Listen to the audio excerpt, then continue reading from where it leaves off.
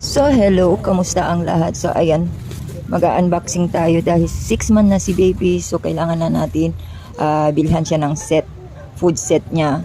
So dahil nakita ko sa siya Shopee, sa mga ads na maganda daw tong product na to, as in okay siya gamitin tapos kompleto na.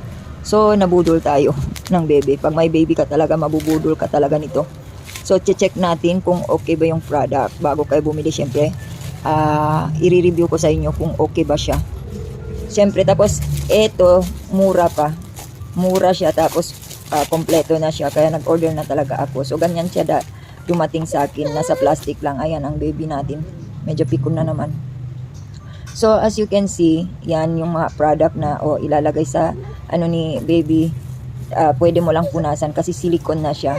Tapos ito medyo nahihirapan din ako sa pagbukas. Ayan ang baby natin. Oy. So ayan, back to voice over na naman tayo kasi kanina umiyak ang baby kaya na-stop yung pag-voice over ko. Ayan, as marinig nyo, ganun pa rin siya. May sigaw-sigaw pa rin siya. So yung product okay talaga siya, as in walang damage. Walang damage. Kaya ayan, medyo nadidistract ako kay baby natin sa pag-voice over. So yan. Ganyan siya gagamitin. Diba may smash na kayo. So, approve na approve. Okay talaga yung product sa akin. So, pag na si baby, ako ng mga banana niya, madali na. Meron akong smash. Tapos, yan ang plato niya. Ang pinakamaganda pa sa plato niya, may cover siya. Yan. Tapos, yung spoon, pwede mo na ilagay sa taas. Diba? Hindi ko na rin na ipakita sa inyo. Pero, meron din yan paglilinis ng ngipin. Iiyak na naman ang bebe. Stop na naman tayo sa voice over. So, ganyan lang ilalagay niyo yung spoon. Medyo nahirapan pa ako sa cover. So, akala ko nabudol na naman ako pero okay naman. So, yan. Medyo approve na approve. Anong medyo? Approve talaga sa akin. As in, okay yung product sa akin. Tapos, mura pa. Ayan, may isa pa. Ito. Yan. Yan ang pinaka gusto ko. As in, ang soft niya.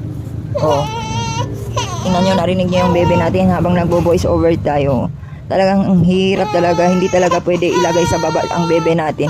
Gusto niya lagi yung sa kamay. Ganon siya. Na na siya, nasanay siya sa mga kapatid ko, sa mami ko, at saka sa tatay ko. Ganon siya. Kasi gusto niya lagi sa kamay. Diba? Ayan, medyo nahirapan pa ako. Ang bugo-bugo ko pa talaga. Hindi ko alam kung paano yan buksan. Bara. Siguro nagtaka kayo kung bakit nagbo-voice over ako habang gising ang bebe. Pwede naman mag-voice over ako pag tulog siya. Mga kalola, mga kasis, alam nyo ba, si baby, hindi yan natutulog ng maaga. At kung matulog man, few minutes lang, di man lang oras, gising na siya. Ganon, tapos gusto niya sa kamay na naman. So nakita nyo habang dinuduyan-duyan ko siya, nagbo-voice over ako. Kasi, pag andito, wala kasi dito yung kapatid